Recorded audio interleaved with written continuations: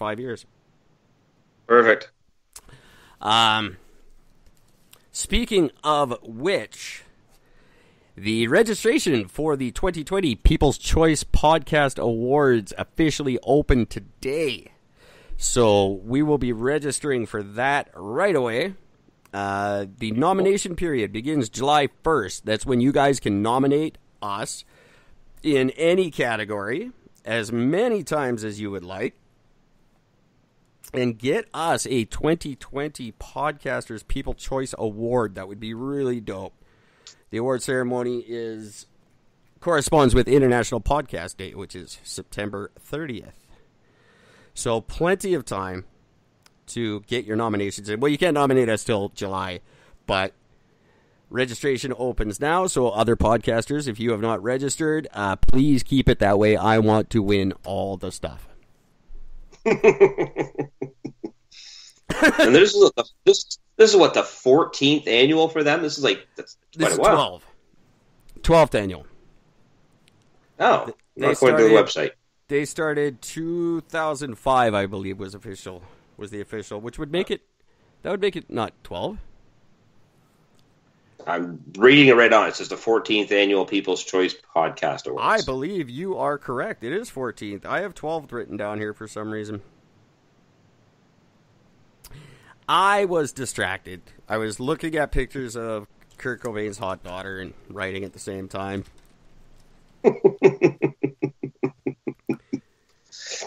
Kurt so what Cobain's would ours daughter go under? Is insanely hot.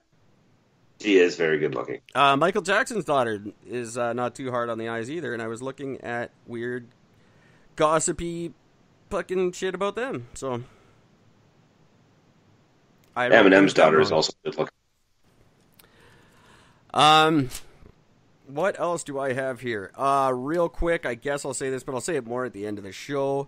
I am launching a brand new website. I purchased the domain today.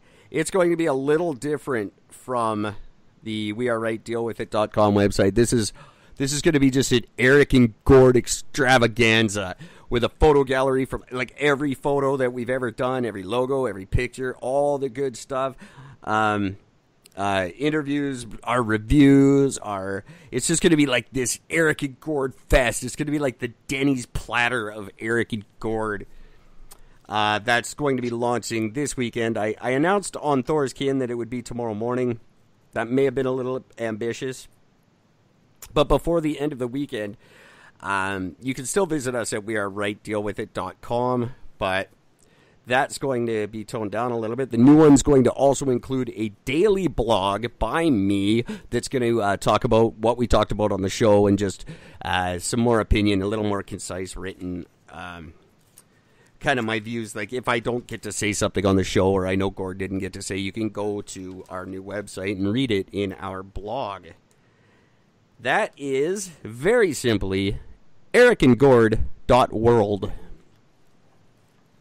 Simple and easy. ericandgord.world. That will be official. I'm going to get some help from some friends of mine at Google to clean up the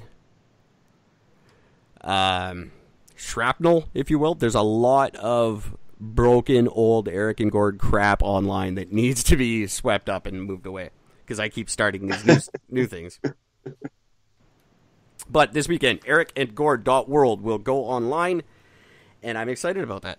So, there you go. It's going to be very cool. It's just going to be fun. It's just going to be, if you really like Eric and Gord, it's going to be there. And if you agree with Van Listens that we are the only credible news source on the internet, this website it really describes our process of how we pick the news and how we deliver it with just sound advice on how you can make that news work for you.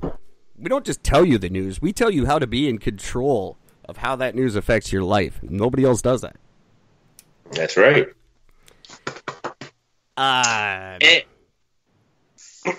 not going to... And I got something to talk about with us, by the way, what proves your very point. We'll talk about that later, though. Please do. I'm talking all music all day, but we could do a couple of things. I mean, I know we got to touch on Trump a little bit. Probably Brexit. I don't know. Yeah. But feel free, if you want to join in the conversation, you can live chat with me now on Spreaker.com if you'd be listening and doing it, I guess. Or 604-655-9630. Phone lines are open. Gord, what would you like to talk about? Well, something that we discussed off the air and never actually brought it up to the podcast because it's something we were both sort of going to look into. And I'm glad we did. Well, at least I did. I don't know if you did. In Montreal, there's a gentleman who is in jail he got a life sentence. He had murdered his ex-girlfriend, stabbed her, did a whole bunch of fucked up shit, wrote on the wall, defaming her, calling her a whore or whatnot, left that on the wall, called his brother and turned himself in, admitted everything, went to jail. While he was in jail, the entire time he was in there, he was listed as a high repeat offender. And then sometime within the last 2 years, he was brought down to a moderate risk to reoffend. Then 6 months ago, they decided, let's just put this guy down to low risk. He's not going to reoffend, and they gave him and they let him free. They put him on a good behavior release program thing and let him stay at like a halfway house. And now here's what we talk about with the difference on the news. When I first found this first article, it was listed as the reason they let him out was so that he could, because he had man needs and had to get laid. Not true. Yeah. Totally. And they also, yep. And also, the very first thing that he did once he got it was he murdered a prostitute. Also not true. He's been out since March, and then just recently he did hire up a prostitute and murdered her. Before anybody even knew the murder happened, he had walked into the police station, turned himself in, told them what he did, told them where they could find the body. They found the body. Now he's being recharged again. This is why when we bring stuff to you guys, we do our best to make sure that we're not bringing up the first thing that comes up. We try to do as much sort of background checking on this as we can to make sure we're bringing in accurate news, because when I first sent that link to Eric, I was disgusted. Eric's like, well, calm the fuck down, asshole. Make sure you know what you're talking about. Yeah. Let's look into that. And I'm glad you did, because there are so many things wrong with that initial release that none of it made a whole lot of sense. But the basic facts were all sort of still there. The guy was listed as a high-risk offender. All of a sudden, he's down to a moderate, and then all of a sudden, he's released. And again, within months of him being out, he murders somebody. I mean, come on.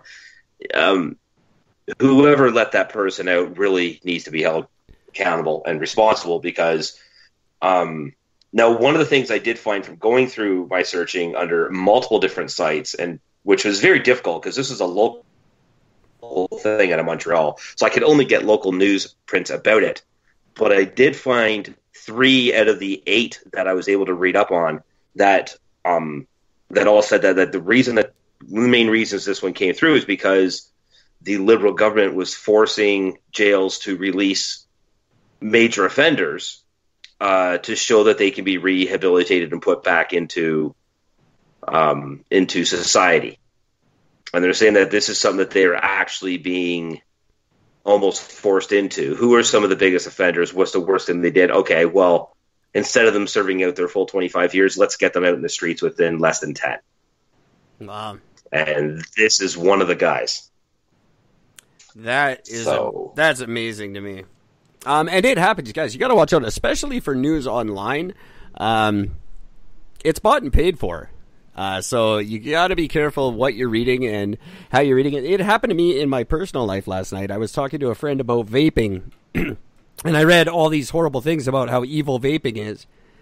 And it turned out they were all written by Michael Bloomberg, who is notoriously invested in tobacco. So obviously he's going to talk shit about vape.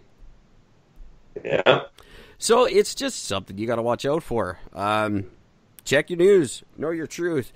Something I will say, and there is full disclaimers on our website. posted by me and the Champion Tree Entertainment Company legal team. If it's not evident, Eric and Gord, What If We're Right is a humor-based opinion editorial show.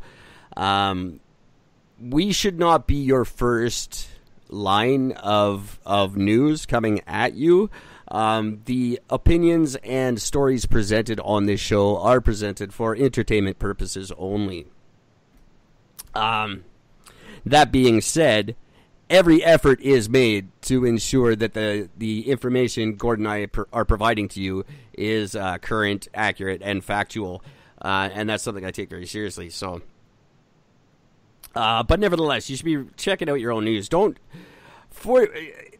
Now, I appreciate that you guys think we're the shit, and you think we know better than everybody, because we do. But you can investigate this stuff yourself as well. And feel free to call and get in touch and say, hey, no, Eric, you were not exactly accurate about this certain thing. And I'll be like, fuck you.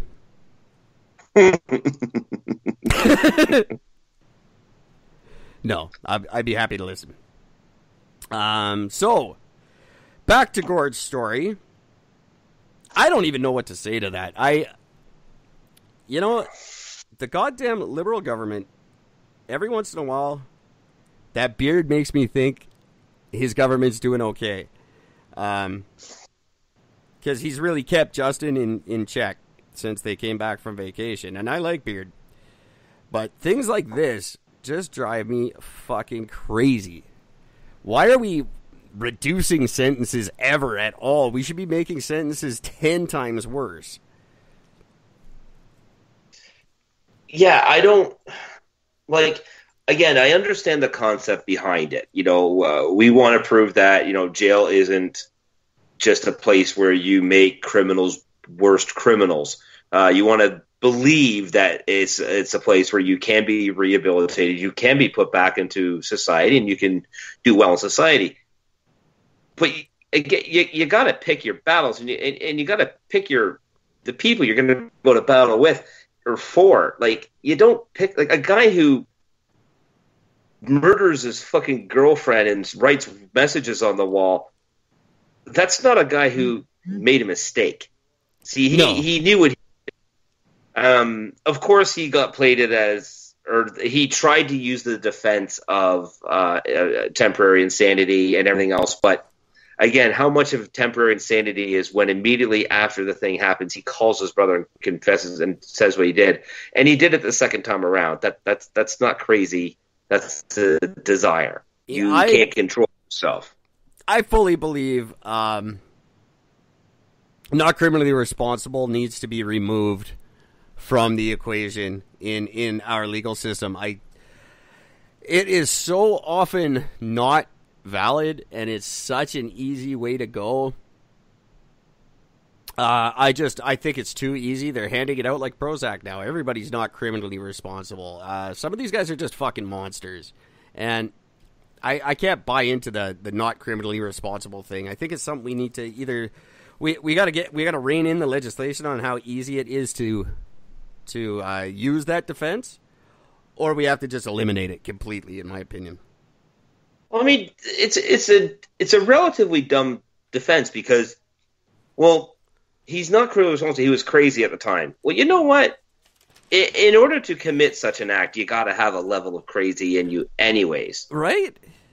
So, defending it by saying, oh, this person should go. I mean, again, I understand the difference between going to jail and going into a mental institution. But again, if you murder somebody because of a mental defect, not just because you just have an off-view skew of the world, but you just murder somebody because, fuck it, they pissed you off, so you murdered them?